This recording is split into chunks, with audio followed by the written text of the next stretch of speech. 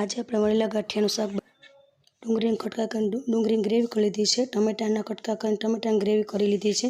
Mixer jar લેશું, તેમાં આદુ મરચું લસણ લેશું, તેને ક્રશ કરી લેશું। હવે એક પેન લેશું, તેમાં 3 ચમચા તેલ એડ કરીશું, રાઈના જીરું એડ કરીશું, આદુ મરચાં પેસ્ટ એડ કરીશું, ખડા મસાલા લેશું, તેજપત્ર, લવિંગ, બાદિયું, મરચાં।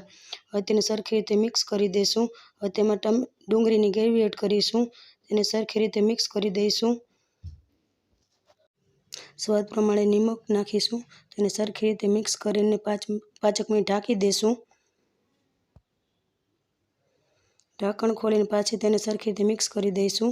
હવે તેમાં ટમેટાની ગ્રેવી એડ કરીશું, તેમાં લાલ મરચું પાવડર એડ કરીશું, ધાણા જીરું એડ કરીશું, હળદર પાવડર એડ કરીશું, સરખી રીતે મિક્સ કરી દઈશું। તેને ઢાંકણથી ઢાંકી દઈશું, તેમાં લીંબુ રસ એડ કરીશું, તેને સરખી મિક્સ કરી પાણી એડ કરીશું।